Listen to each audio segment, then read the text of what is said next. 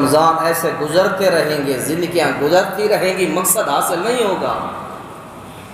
کوشش کریں جو باقی 4 دن باقی بچے ہیں، اللہ ان کے اندر ہمیں اللہ للہیت خشیت کے ساتھ اللہ بخشش اور مغفرت اپنی کروانے کے اللہ تعالی ہم سب کو توفیق عنایت فرمائے۔ شیطان مردود نے مسند احمد کے اندر، مستدرک حاکم کے اندر حدیث ہے، پیارے پیغمبر علیہ السلام نے فرمایا شیطان نے رب سے ڈائریکٹ کہ اللہ جب تلک تیرے بندوں کے جسموں میں روحیں موجود ہیں، میں اس وقت تک تیرے بندوں کو گمراہ کرنے کی ایڑی چوٹی کا زور لگاؤں گا۔ اور 8ویں پارے کے اندر سورہ اعراف کے اندر تو اس طرح کہتا ہے شیطان کہ ثم لآتینہم من بین ایدیہم ومن خلفہم عن ایمانہم، کہتا ہے کہ میں ان کے آگے بھی آؤں گا، دائیں بھی آؤں گا، بائیں بھی آؤں گا، اور ان کے پیچھے بھی آؤں گا، کوئی سمت ایسی نہیں چھوڑوں گا جو ان کو گمراہ نہ، جس سے میرا ان کے اوپر داؤ نہ چلتا ہو۔ اس موقع پر اللہ تعالیٰ نے قسم اٹھا کر کہا کہ مجھے میری عزت کی، مجھے میرے جلال کی قسم ہے، میرے بندے جب تلک مجھ سے مغفرت کی دعائیں کرتے رہیں گے میں ان کے گناہوں کو صاف کرتا رہوں گا۔ تو یہ رب العالمین کی بہترین ایک نوید ہے ہمارے لیے، بہترین اللہ تعالیٰ کی طرف سے خوشخبری ہے کہ لوگوں تم گناہ کرو گے۔ ایک حدیث پاک کے اندر مشکات شریف میں فرمایا باب الاستغفار و توبہ کے اندر، اے لوگوں اگر تم گناہ کرنے چھوڑ دو گے اللہ تمہیں ختم کر کے اور مخلوق لے آئے گا، اور وہ گناہ کریں گے، رب سے رجوع کریں گے، رب ان کے گناہوں کو معاف فرما دے گا۔ تو اس حدیث کے اندر گناہ کرنے کی رغبت نہیں دی جا رہی، بلکہ اس حدیث پاک کے اندر رب کی شفقت اور رب کی جو ہے اپنے بندوں کے اوپر جو نرمی ہے وہ بیان کی جا رہی ہے۔ اس لیے میرے بھائیوں ہمیں سب سے پہلے توبہ کا معنی سمجھنا چاہیے کہ توبہ کا معنی ہوتا ہے کہ لوگوں واپس لوٹ آؤ، رجوع اللہ کرو، معصیت سے واپس آ جاؤ۔ اور ماہ رمضان کی ہر رات فرشتہ گلی محلوں میں پھرتا ہے اور یہ صدائیں لگاتا ہے فرشتہ، اے سرکشیاں کرنے والوں، اے بغاوتیں کرنے والوں، لوٹ آؤ رب کی طرف۔ اور یہ رمضان کی ہر رات یہی صدائیں لگتی ہیں کہ اے برائیاں کرنے والے، زیادتیاں کرنے والے، گناہ کرنے والے، لوٹ آؤ۔ توبہ ایک درخواست ہے، ایک اپیل ہے رب کے سامنے رکھنا۔ اور پھر مغفرت کسے کہتے ہیں؟ اس اپیل کو، اس درخواست کو قبول فرما لینا، اسے مغفرت کہتے ہیں۔ توبہ اور مغفرت دونوں لازم ملزوم ہیں۔ انسان کے اندر جہاں توبہ کرنے کا مادہ ہے تو اسے مغفرت بھی رب العالمین سے مانگنی چاہیے۔ آپ نے توبہ کر لی، درخواست آپ نے پیش کر دی، پھر استغفار کثرت کے ساتھ کریں۔ اللہ تعالیٰ نے یہ دونوں چیزیں قرآن کی آیات کے اندر اکٹھی بیان فرمائی ہیں کہ توبہ بھی کرو، رب کے سامنے درخواست پیش کرو، اور ساتھ استغفار بھی کثرت کے ساتھ کرو۔ اللہ تمہاری دی ہوئی اس درخواست کو جلد قبول فرما کے اللہ تمہاری مغفرت فرما دے گا۔ اس لیے فرمایا کہ وہ بد نصیب ہے وہ بندہ جس کی زندگی میں ماہ رمضان آئے لیکن وہ اپنی بخشش نہ کروا سکے اللہ تعالیٰ سے۔ تو آپ احباب کے سامنے قرآن پاک کی بے شمار آیات ہیں، یہ آپ کے سامنے رکھنا چاہتا ہوں۔ پیارے پیغمبر علیہ السلام کی حدیث بھی ہیں، اور فرمایا کہ کل بنی آدم خطاؤ، لوگوں تم سارے ابن آدم گناہ گار ہو، لیکن تم سب گناہ گاروں میں سے جو اچھا آدمی ہے وہ ہے کہ جو گناہ کرنے کے بعد اعترف ثم تاب تاب اللہ علیہ، اپنے گناہ پر نادم اور شرمندہ بھی ہوتا ہے، اپنے گناہ کے اوپر اعتراف بھی کرتا، اللہ مجھ سے غلطی ہوئی ہے، پھر اعتراف کرتا ہے، ندامت و شرمندگی کر کے رب العالمین کے ہاں جا کے معافی مانگتا ہے۔ اللہ کریم فرماتا ہے کہ ثم تاب تاب اللہ علیہ، پھر ایسے خوش نصیب کہ میں توبہ قبول فرما لیتا ہوں۔ یہ میرے سامنے قرآن کی 11 آیات ہیں، 14 آیات ہیں۔ ان 14 آیات کے اندر اللہ نے لفظ توبہ اور لفظ استغفار بیان فرمایا ہے۔ اور ساتھ اس کے فائدے بھی اللہ نے بیان فرمائے ہیں۔ قرآن پاک کی سب سے پہلی آیت ہے جو میں نے آپ کے سامنے پڑھی ہے، فرمایا یا ایھا الذین آمنوا توبوا الی اللہ توبۃ نصوحا۔ رب العالمین نے فرمایا اے ایمان والو اپنے رب کے حضور پکی سچی توبہ کرو۔ پکی سچی توبہ کیا ہے؟ آگے ان آیات کے حوالہ جات میں آپ کے سامنے ایک ایسی آیت پیش کروں گا، اللہ فرماتے ہیں جو گناہ کر کے پھر توبہ، گناہ کرتا ہے پھر توبہ، ایسے بندے کی میں توبہ قبول نہیں کرتا۔ توبہ کے اندر یہ عزم مصمم ہو کہ اب ہو گیا، اللہ پھر نہیں ہوگا۔ یہ ہے کہ توبۃ نصوحا، کہ پکی توبہ کرو، اللہ پھر اعادہ نہیں کریں گے۔ اللہ ہو گیا ہے، اب اس سے معافی کے طلبگار ہیں، پھر نہیں کریں گے۔ اور آگے فرمایا واستغفروا اللہ ان اللہ کان غفورا رحیما۔ سورہ نساء آیت نمبر 106 میں فرمایا لوگوں اپنے رب سے بخشش مانگو، اپنے گناہوں کی درخواست پیش کرو رب کے سامنے نادم اور شرمندہ ہو کر۔ اللہ کریم نے قرآن پاک کے 16ویں پارے سورہ طٰہٰ میں بیان فرمایا وَإِنِّي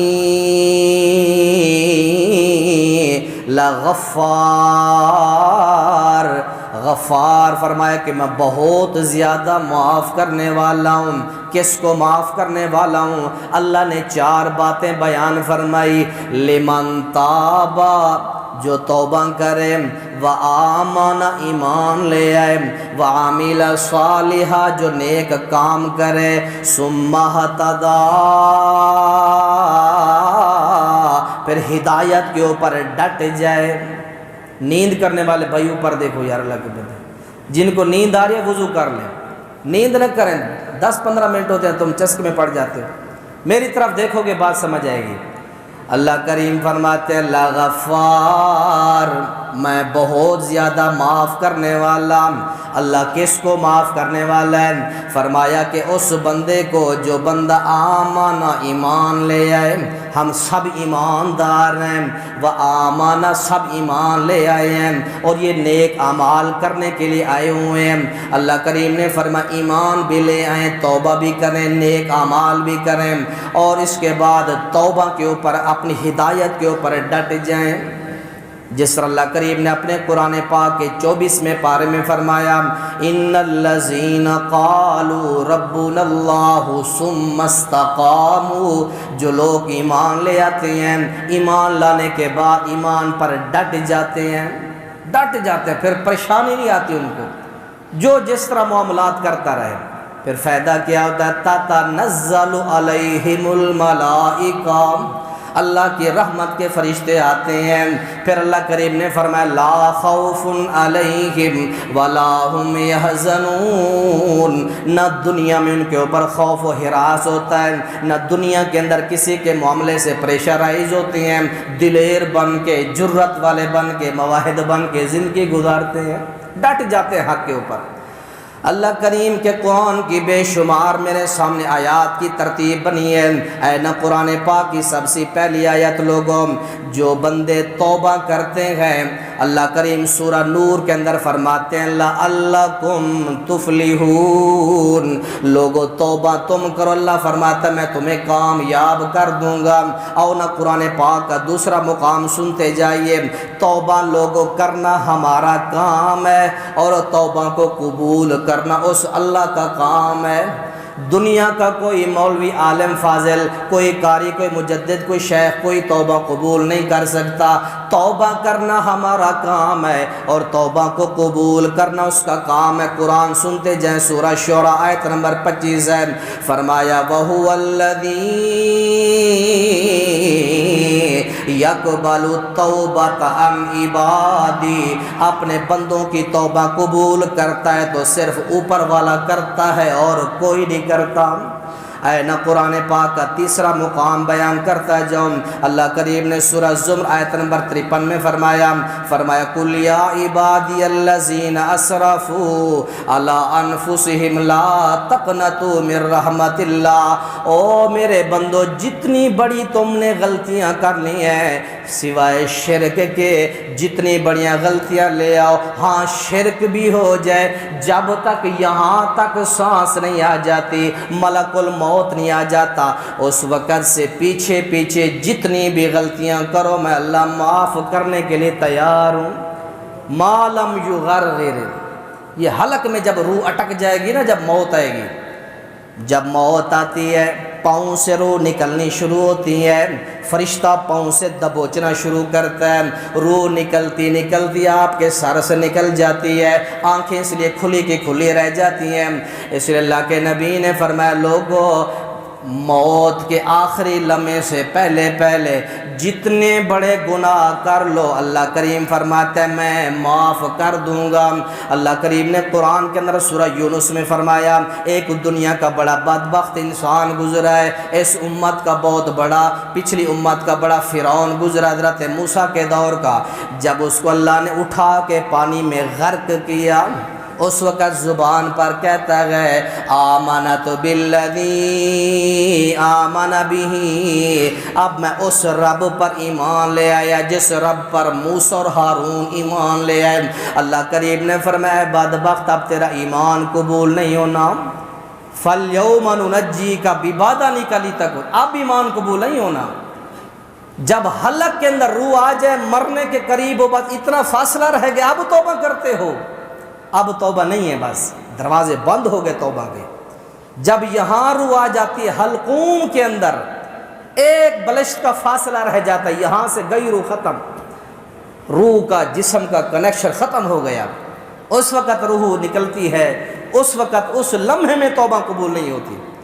اس لیے فرمایا لوگوں جتنے گناہ لے آؤ، اللہ کریم نے آگے فرمایا قرآن پاک کے اندر سورہ آل عمران آیت نمبر 135 کے اندر فرمایا والذین اذا فعلوا فاحشۃ او ظلموا انفسهم، میرے بندے جتنے بڑے بڑے گناہ کر لیں، ظالموا انفسهم اپنے آپ پر زیادتیاں کر لیں، کوئی ناشائستہ کام، کوئی بے حیائی برائی والا بھی کام کر لیں، اللہ کریم فرماتے ہیں پھر کیا کریں، ذکر اللہ، میرا ذکر کریں۔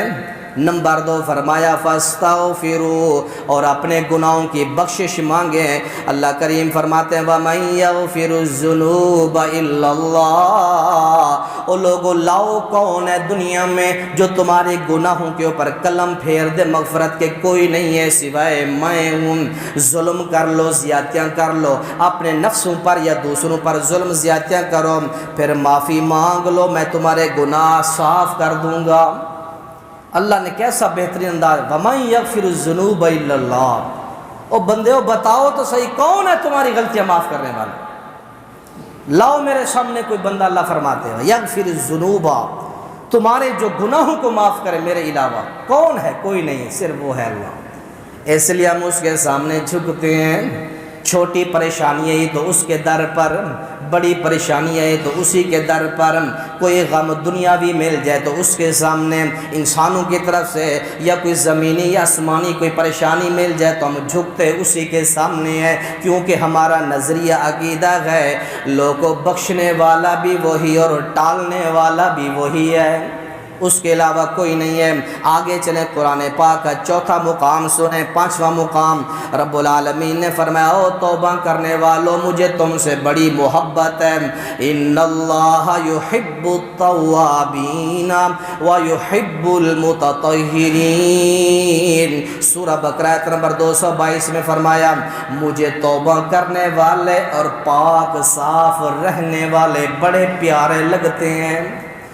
قرآن پاک کے اندر اللہ کریم نے فرمایا چھٹا مقام ہے جو توبہ نہیں کرتا وہ بندہ بڑا ظالم ہے، جو توبہ نہیں کرتا ظالم۔ قرآن کی آیت ملاحظہ فرمائیں سورہ حجرات آیت نمبر 11 ہے، فرمایا وَمَن لَّمْ يَتُبْ، جو توبہ نہیں کرتا فَأُولَٰئِکَ هُمُ الظَّالِمُونَ، وہ ظالم ہے، ظالم ہے جو توبہ نہیں کرتے۔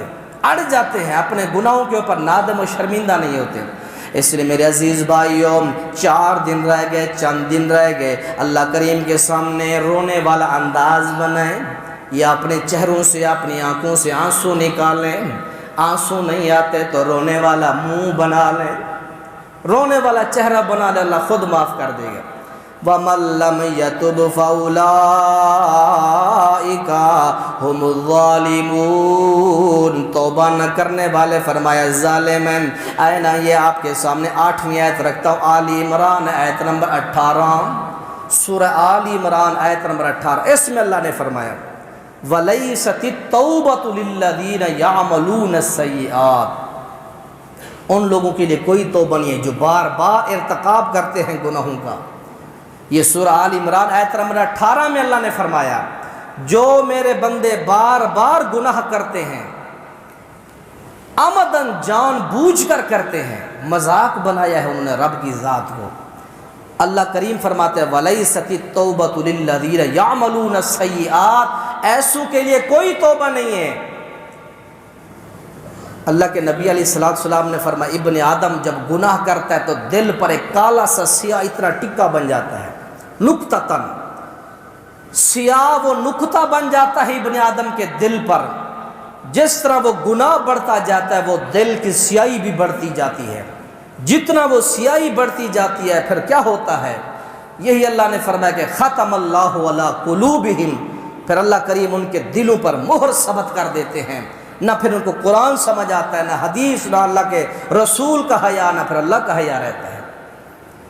پھر ایسے بندے کے بارے میں فرمایا اولئک کالانعام بل ھم اضل، یہ ایسے لوگ ہیں جو جانوروں سے بھی گئے گزرے لوگ ہیں۔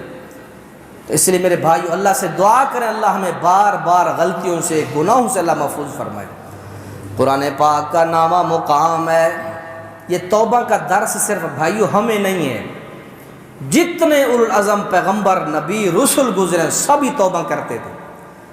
بابا جی آدم کے بارے میں اللہ کریم نے 8ویں پارے میں فرمایا، اللہ کریم نے فرمایا پیارا آدم یہ میری وسیع جنت ہے، جو پھل کھائے، جو مشروب پیے، تیرے لیے کوئی روک تھام نہیں ہے، لیکن ایک خیال کرنا وَلَا تَقْرَبَا هَٰذِهِ الشَّجَرَةَ، اس بوٹے کے پاس نہیں جانا، اس درخت کے قریب نہیں جانا۔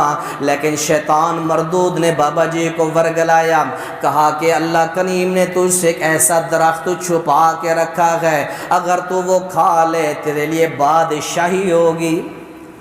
بابا جی آدم نے درخت کھایا، رب نے جنت سے بہر کر دیا، روتے رہے پہاڑوں کے اندر۔ اللہ کریم فرماتے ہیں پھر فَتَلَقَّىٰ آدَمُ مِن رَبِّهِ، پھر میں نے اپنے بندے آدم کو خود توبہ کے کلمات سکھائے۔